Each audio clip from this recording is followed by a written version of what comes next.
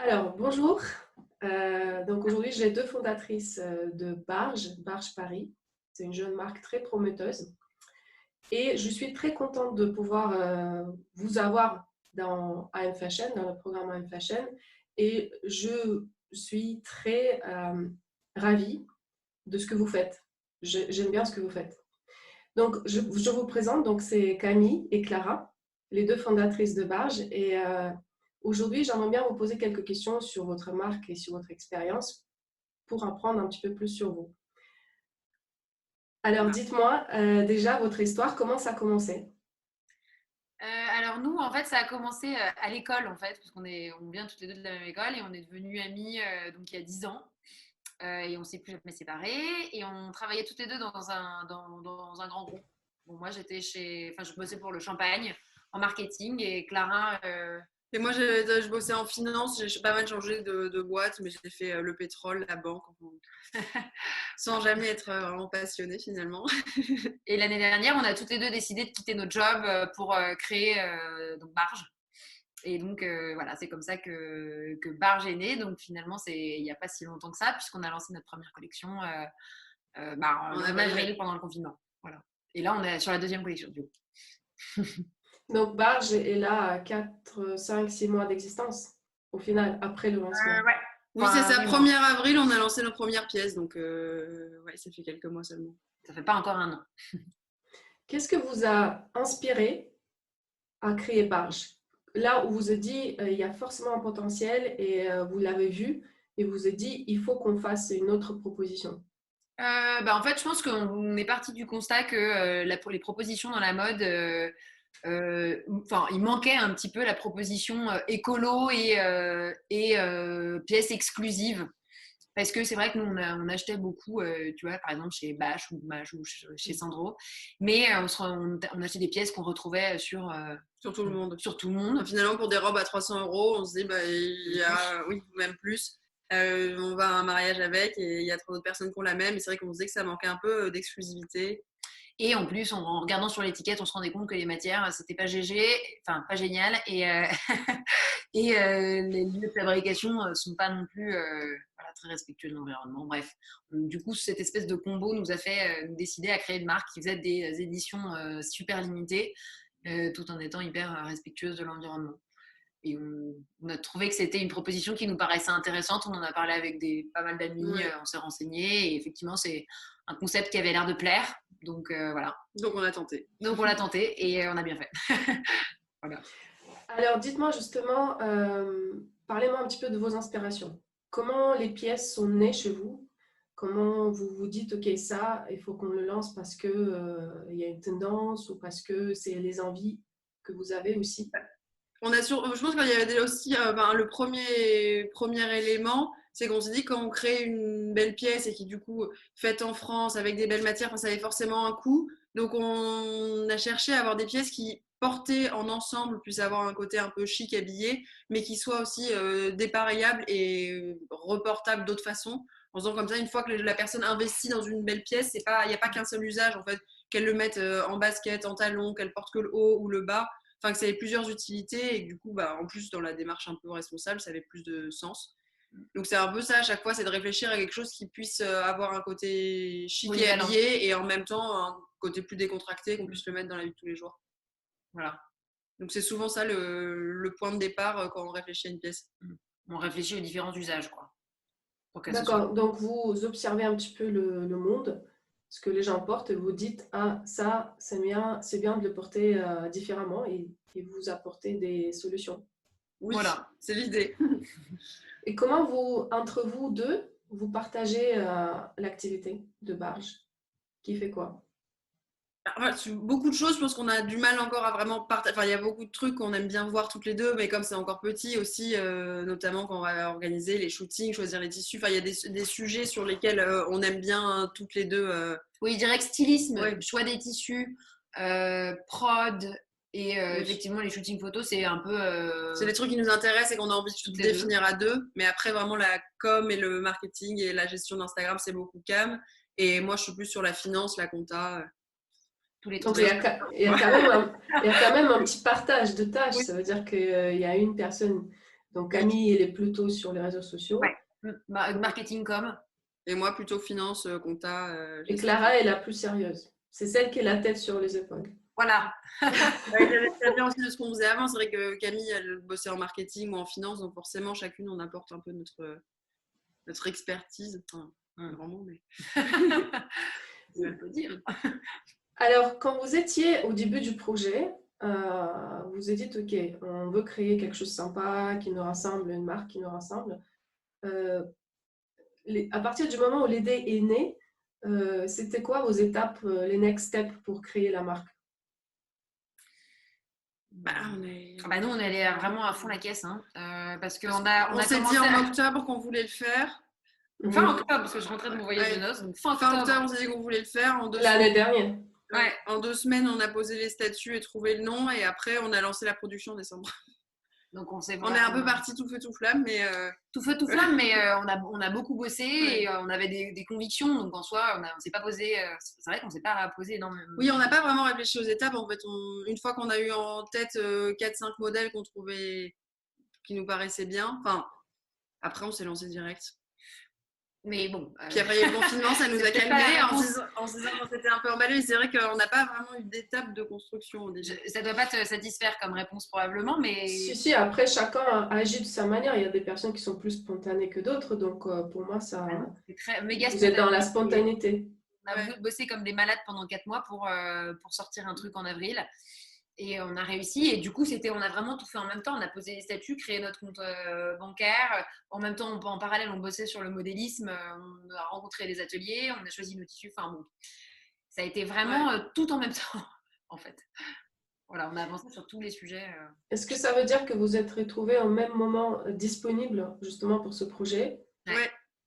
Et peut-être des choses que vous avez vécues avant qui vont pousser aussi à se dire c'est le moment maintenant de le faire.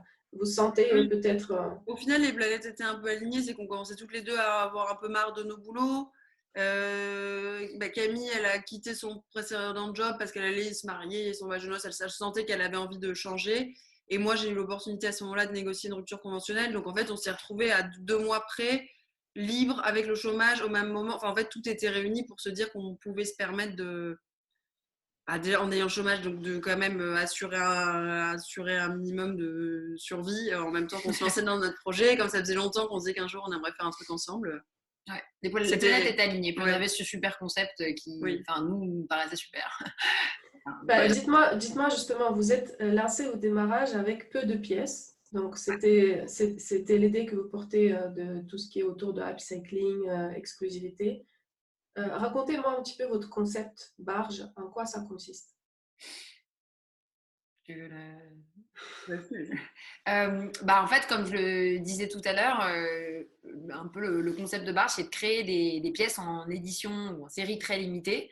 C'est-à-dire que chacune de nos pièces va être créée entre 1 et 30 exemplaires pour offrir vraiment l'exclusivité la plus totale à nos clientes, avec des chutes de tissus de grande maison. Donc, c'est des chutes de tissus qu'on achète à des maisons comme Balenciaga, Balmain, Yves Saint Laurent. Donc, c'est vraiment des tissus super qualitatifs et qui permettent aussi du coup de pas produire de nouveaux tissus. Donc, c'est à la fois green et ça permet d'offrir une qualité super à nos clientes.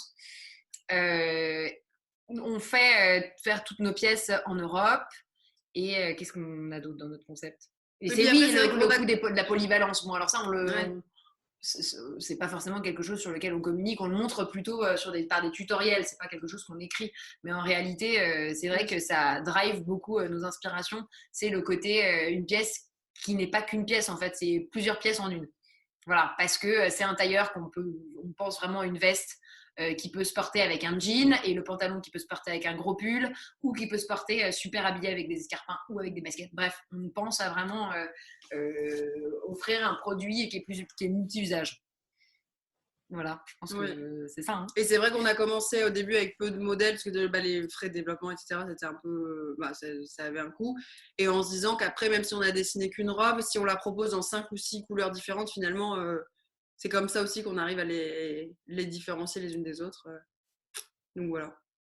Donc vous êtes lancé au démarrage, vous avez eu quelques modèles de robes, une modèle de robe d'ailleurs, déclinée en plusieurs avait couleurs. Une robe courte, un tailleur, une combinaison et sorte de combinaison, enfin le même système, le petit haut qui s'accroche mais sur une jupe longue. Donc on avait 5 trucs seulement. Donc 5 pièces, mais déclinées en plusieurs couleurs. Oui, en fonction des chutes qu'on trouvait en fait, enfin, et qu'on rachetait. Et qui faisait qu'à chaque fois, on n'en faisait qu'une dizaine ou une quinzaine de chaque couleur. Donc une fois que vous l'avez faite, cette pièce, ou une fois que vous l'avez produit, c'était quoi vos prochaines étapes pour démarrer la marque? En fait, ça ne s'est pas vraiment passé comme prévu, mais normalement, on voulait faire un vrai lancement début avril et en fait, on a un petit showroom. Donc, on pensait vraiment au début que ça serait un peu rencontrer les gens, faire découvrir la marque un peu en physique. Mais c'est vrai que comme on a été confinés, finalement, ça a un peu changé notre démarrage par rapport à ce qu'on avait prévu. Donc très vite, on s'est dit qu'il fallait qu'on fasse tout en digital. Et c'est là qu'on a trouvé Inga. Mais c'est vrai que ça, en fait, par rapport à ce qu'on avait envisagé au début, le confinement a fait qu'on a revu un peu notre. On pensait faire quelque chose de beaucoup plus physique en fait. Donc, oui, on avait pensé au pop-up store, des pop-up.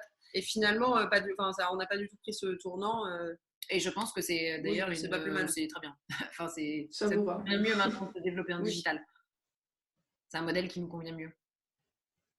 D'accord. Donc, vous avez commencé par un showroom où vous avez déjà fait la démonstration de vos premières pièces. Vos premières clients, c'était qui? Nos amis et amis d'amis. Amis. Au départ, amis qui ont été convaincus, qui nous ont acheté des pièces, qui ont montré à leurs potes. Donc, du coup, c'est des potes de potes qui sont venus, puis ainsi de suite. Oui. Mais c'était beaucoup des gens qu'on connaissait. Les 2 premiers mois, on arrivait toujours à retracer les gens, globalement. Oui. Sauf une Australienne, un jour. On ne sait pas d'où elle sortait. C'était génial. Une Australienne inconnue qui nous a acheté. Mais sinon, c'était beaucoup des amis d'amis, la famille. Et maintenant, c'est plus du. Enfin, alors, on a toujours des amis qui nous achètent, mais maintenant, c'est vraiment une infime partie de nos clientes. Maintenant, c'est plutôt. On ne connaît jamais les gens qui nous achètent. Ce qui est très gratifiant. Donc, les premières clients, c'était les amis, bien évidemment. Et après, à un moment donné, qu'est-ce qui s'est passé? Vous vous êtes retrouvés avec toujours les mêmes clients ou il y avait... Qu'est-ce qui s'est passé qui vous a poussé justement à rejoindre à un moment donné la M Fashion? Je pense que notre déclic, ça a été un peu le stress d'avoir... Enfin, comme sur la première collection, on avait vraiment tout produit. Et en fait, arrivé le 1er avril, on était prête, on avait pas mal de pièces. Et que finalement, entre le confinement, la difficulté du coup de se faire connaître...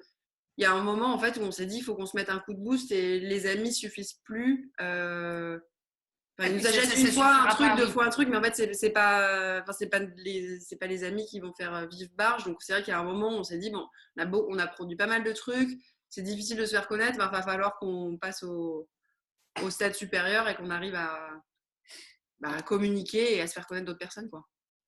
Donc voilà. Et là Camille. Et moi, j'ai été démarchée par une pub d'Inga. Ça m'a convaincue très rapidement. J'ai dit à Clara, viens voir, il y a un truc de ouf. Et c'est vrai que c'est le moment où on s'est dit qu'il fallait qu'on ait quelqu'un pour nous aider parce que finalement, c'était pas notre domaine d'expertise, le digital. On avait un peu tâtonné les pubs, c'était pas glorieux. C'était pas notre force. Ressort, ouais. Enfin, moi, je faisais du marketing avant, mais pas du tout du marketing digital. Donc, j'étais pas très Instagram. Donc, j'y connaissais rien. Clara, pareil. Donc, ça tombait à pic. Et c'est vrai qu'on avait conscience que pour se développer maintenant, il fallait vraiment se développer dans le digital. Apparaître dans des magazines, ça suffit plus du tout pour la mode. Et c'est vrai qu'il nous manquait vraiment des outils pour réussir à conquérir le digital. Et quand on a été démarché donc, par ta publicité sur Instagram, on s'est dit en fait c'est exactement ce qu'il nous faut et on n'a pas hésité très longtemps, je pense même pas 24 heures. Ouais. Oui, c'est ce qui nous manquait en fait. C'est ce qui nous manquait. Truc qu'on savait pas faire. C'était une rencontre qui est venue à un bon moment pour vous. Ouais. Exactement. Parfaitement au bon moment. C'était idéal. Moi, effectivement, quand je vous ai vu, quand vous m'avez contacté et j'ai vu votre site, je me suis dit qu'il y a beaucoup de potentiel parce que les pièces sont vraiment originales. Vous êtes sur le bon marché où on cible plutôt la cliente qui cherche un peu l'alternative à Maje et toutes ces marques qui sont devenues un peu la commodity. Donc, c'est pour ça que je me suis dit, vous avez beaucoup de potentiel, mais c'est dommage que vous n'avez pas cette partie outillage nécessaire pour réussir. Ouais. Et donc, j'étais contente que vous avez pris cette décision de rejoindre le programme. Et à partir du moment où vous avez commencé l'expérience AM Fashion, qu'est-ce qui s'est passé dans votre vie? Déjà, il y a eu une grosse partie remise en question au début. Parce donc dans le programme, on check un peu quelle est notre histoire, quelles sont nos valeurs, quel est notre client idéal. Donc ça, on s'est dit, bon, on espère que ça va coller avec l'image qu'on a été fait. Ouais. Et en fait, ça, c'était OK. Donc, mais au moins, on était à peu près sûr de nous. On savait qu'on pouvait avancer sereinement parce que ce qu'on avait mis en place, voilà, la cliente existait et que on répondait bien aux besoins de notre cliente idéale imaginaire. Donc voilà, et ensuite, très vite, en fait, nous, on s'est mis à fond sur le programme. Je pense qu'on regardait toute la... c'est vrai qu'on s'est lancé, on regardait toute la journée. On faisait que ça toute la journée. On avait envie d'avancer, on avait envie que ça aille vite, et on avait envie très vite d'arriver à la week 7. Oui, la week 7, c'est l'objectif.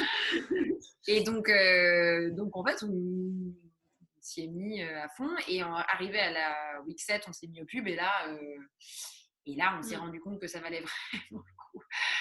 Déjà, ce qui était un peu difficile, c'était le moment où on se dit allez, c'est parti, on dépense de l'argent tous les jours. Sans savoir, enfin, même si on a envie d'y croire, c'est vrai que tant qu'on ne l'avait pas testé, c'était un peu le truc, on faisait nos petits calculs dans tous les sens, de se dire oh là, si on commence à dépenser 100 € par jour, il faut qu'on soit sûr que ça marche, sinon on est vraiment dans la merde, et finalement ça marche. Ouais. Et finalement, ça a marché, et c'est vrai que ça a été un énorme coup de boost pour le moral de voir que ça fonctionnait et que ça plaisait à plein de gens et que les commandes commençaient à arriver tous les jours. Donc, ça a été un super bon boost pour la marque et super bon boost pour le moral, quoi. Très rassurant.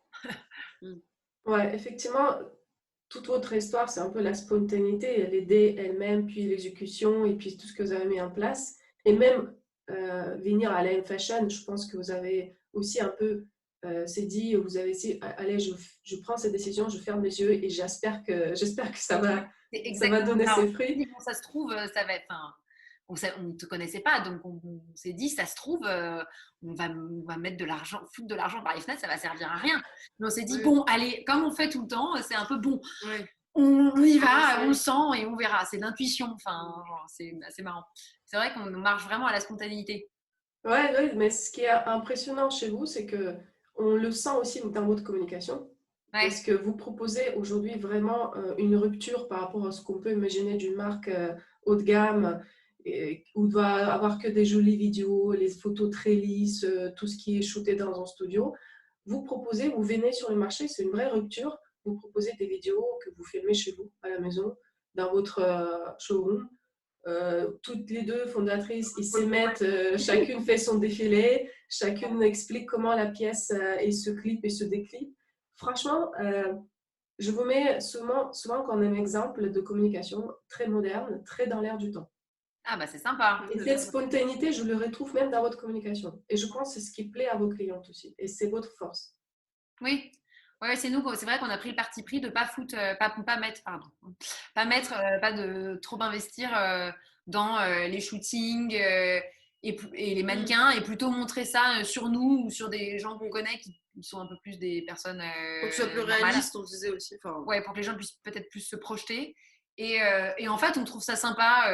Ça nous permet un peu de rentrer en contact avec nos clientes. Elles voient un peu la tronche qu'on a parce qu'effectivement, on est en vidéo sans arrêt sur les réseaux et en photo sans arrêt sur les réseaux. Mais en fait, effectivement, je pense que ça nous ressemble un peu plutôt que quelque chose de trop maîtrisé, de trop nickel. Puis même par rapport à notre modèle, comme on a toujours ce truc de un modèle qui existe déjà, s'il a bien plu, on le reproduit dans une nouvelle couleur, par exemple. C'est vrai qu'on a besoin, je pense aussi, d'être réactif. Finalement, tous les 10 jours, on a des nouvelles vidéos, des nouvelles photos à faire.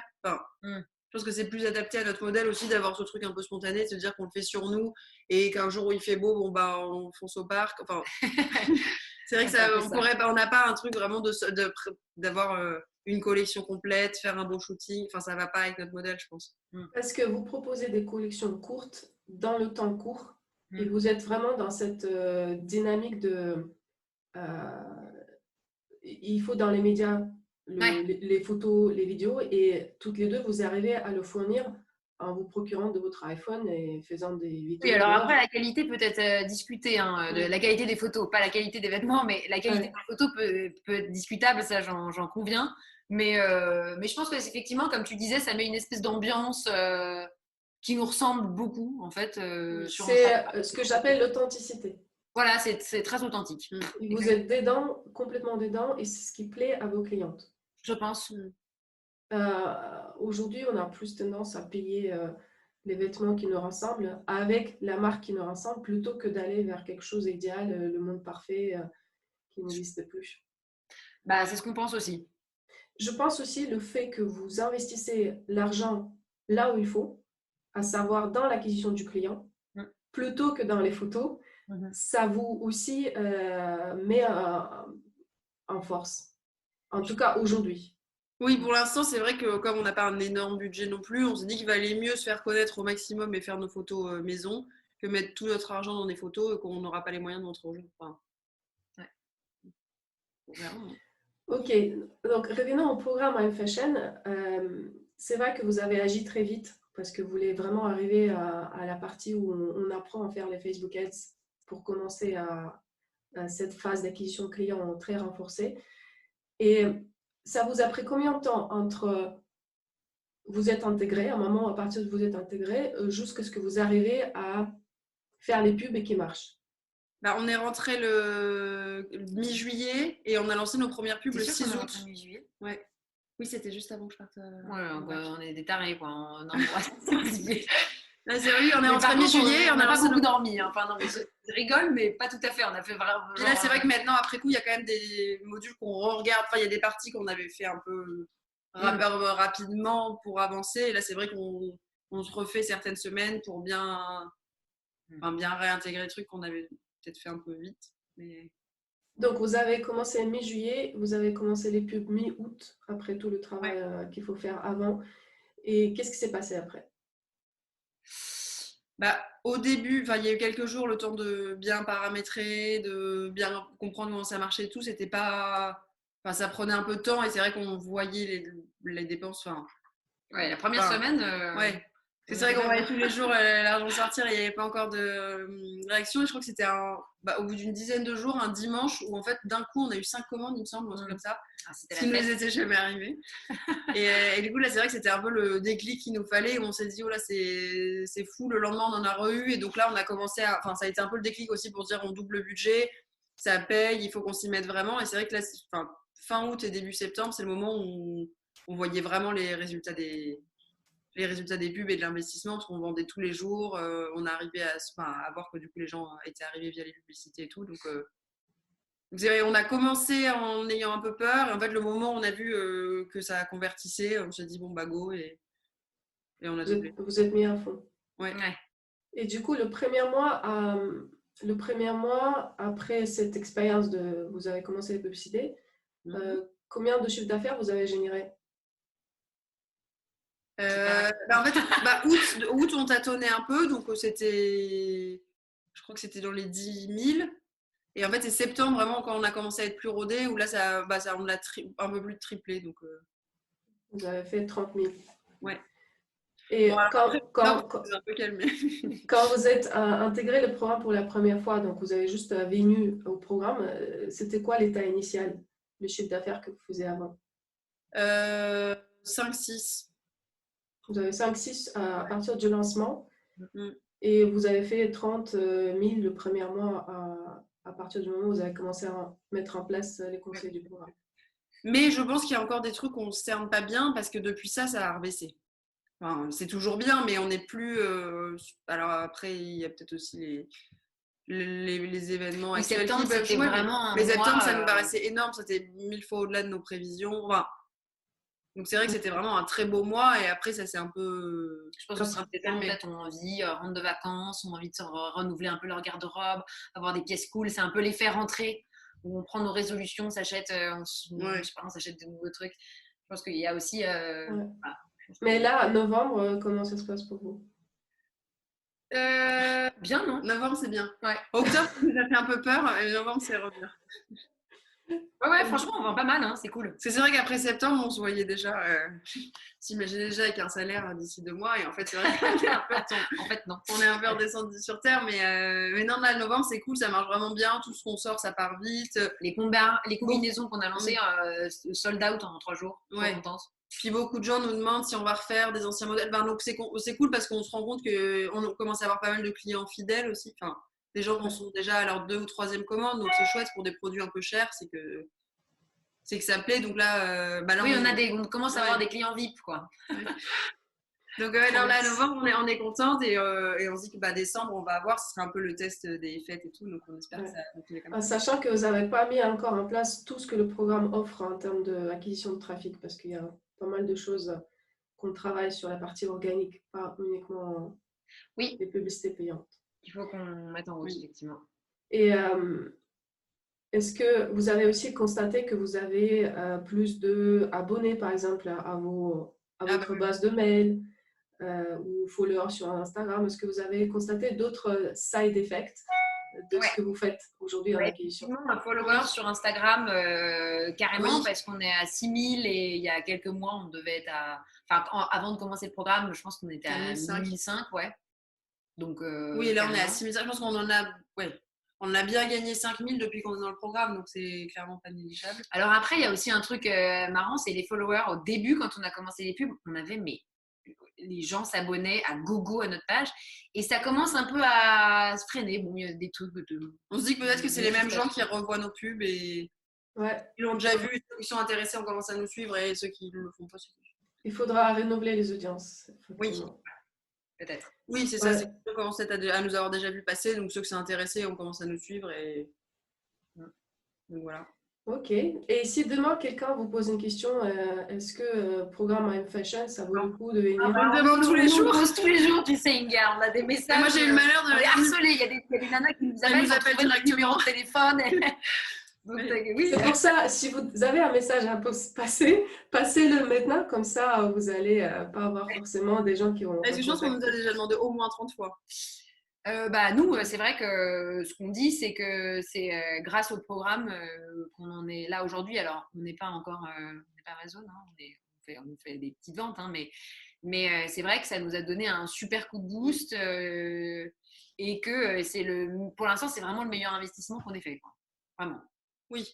Oui, parce que je pense que si on n'avait pas appris tout ça, on serait toujours en train de faire des pubs un peu foireuses qui sont montrées à des hommes de 60 ans qui n'ont aucun rapport avec. C'était un peu le truc au début et je pense qu'on avait beaucoup à apprendre et que pour vous, ça a bien fait la différence. Alors après, je pense qu'on a encore des trucs à peaufiner. Et on parle beaucoup de Facebook Ads, mais c'est pas que ça. Donc déjà, Facebook Ads, c'est même pour notre site.